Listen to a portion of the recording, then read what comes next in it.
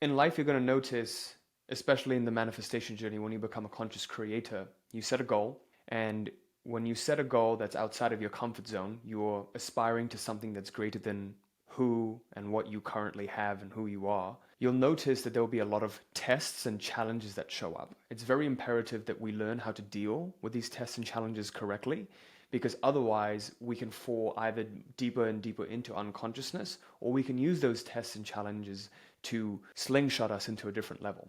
So you'll notice there'll be a period of ups, period of downs. You'll have seasons that are great, seasons that are not so great.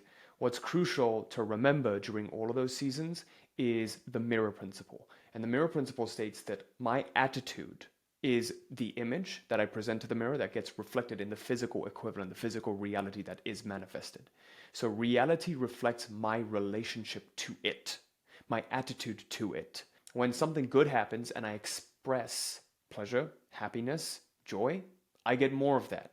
When something bad happens and I express dissatisfaction, sadness, anger, then I get more of that too. So reality doesn't care about the nature of your thoughts and feelings. It cares about the content. So if you are very, very happy about something, you love something, you get more of it. When you hate something, you also get more of it. So reality only cares about the content of your thought. And that's why a lot of people, when they're afraid of manifesting an outcome, or they're very, very nervous about something, they think about not failing and they get stage fright, performance anxiety. More likely than not, that's exactly what they manifest, because reality manifests the content of their thoughts and feelings.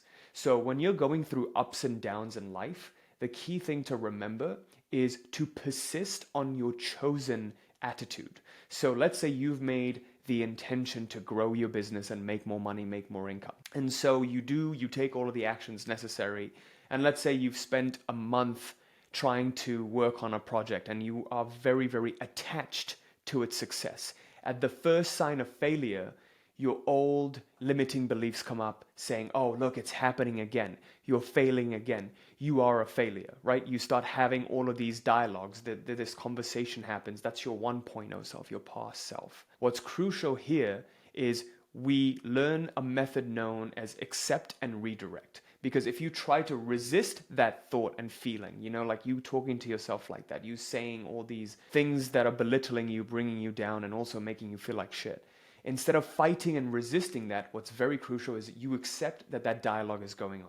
Okay, this is happening. I could fail. This could not work. That's completely okay.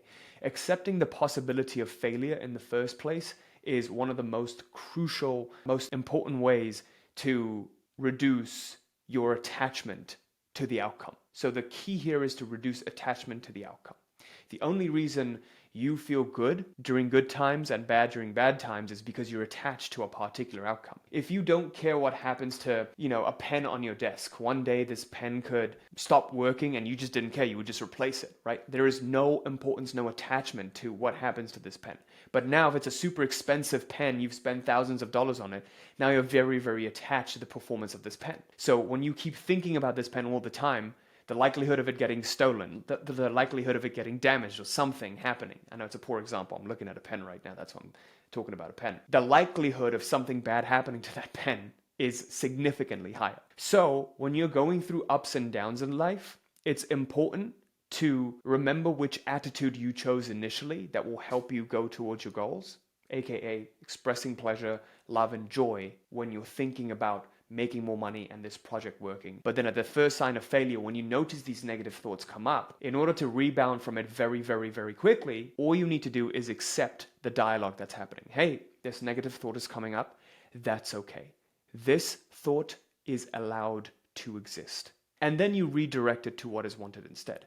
Now, what's crucial is when you do this, you'll notice that you have more energy available for it to be redirected to the original positive intention that you chose. Because now what's happening is you're no longer wasting energy in resistance and being like, oh, why am I thinking like this? I had a client the other day who came on and he was like, oh, everything is going well. And then I'm hanging out with a friend going to this luxury goods store. He's like a founder of a SaaS company, a startup, right? And he's raising capital. And he had just raised like $2 million in capital after 2 years of trying and 100, investor calls and trying. He raised $2 million. And he was like, after he raised that $2 million, the thought that came up for him was, oh, it took me 2 years to raise 2 million.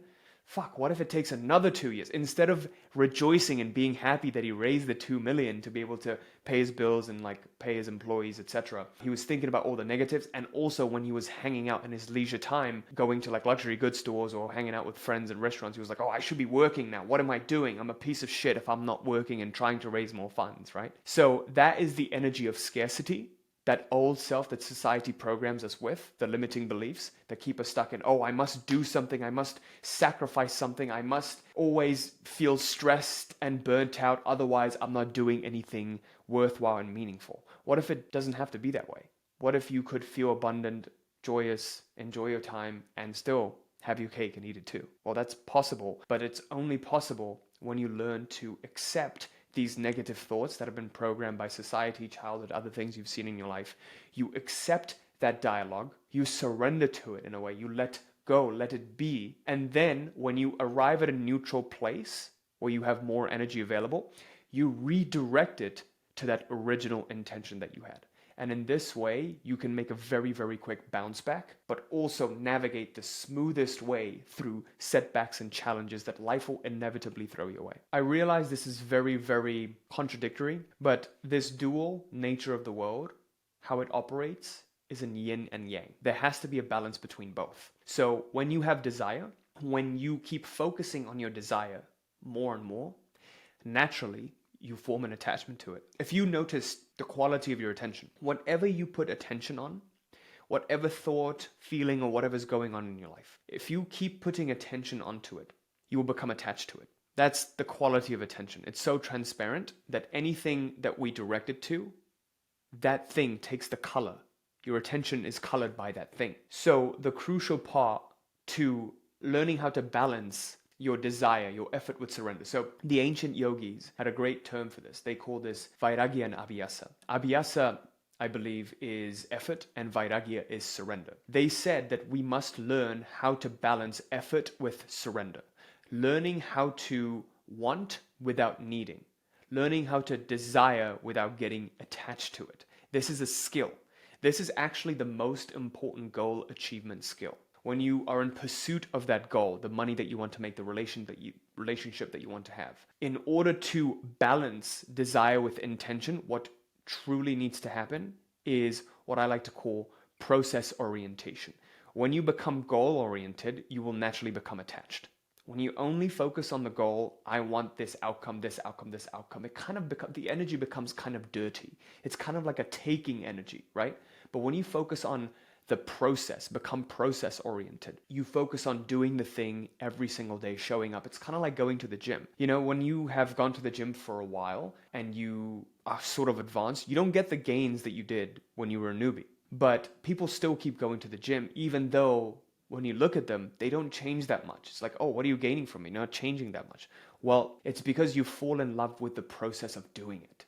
You show up, you get the pump, exercise your lungs, you have more blood flow, you feel good. You genuinely feel positive emotions happening as you immerse yourself in the process. And this psychologist and researcher, Mihai Csikszentmihalyi, talked about this concept of flow. When we get into this state of flow, we become truly process-oriented. When we forget that anything else exists because we are so in love with the process of doing, of becoming a little bit better every single day, of expressing, sharing our message, that's when we tap into these positive feelings and that true surrender happens and we can balance effort with surrender. To summarize, you've started on this journey to achieving a goal. You set a goal to increasing your income, getting into better shape, or manifesting a partner. When you go through it, you have a lot of tests and challenges that show up. How do you deal with it? The best way to deal with it is a process I like to call accept and redirect. You simply accept all of the negative things that come up, the setbacks that occur. You accept it. This is par for the course. This had to happen so that I could get to where I wanted to get to. Accept and redirect, or accept and reframe. You accept it and then you reframe that into a positive. Okay, this bad thing happened. How could this potentially be a blessing in disguise? When I do that, it actually compounds on my initial attitude of, hey, I'm going to achieve this goal. It's going to happen. And then when I see a setback and I say, this is actually good. You flip the script on it. This is actually good. This is somehow going to benefit me. In this way, we use the mirror principle to its fullest.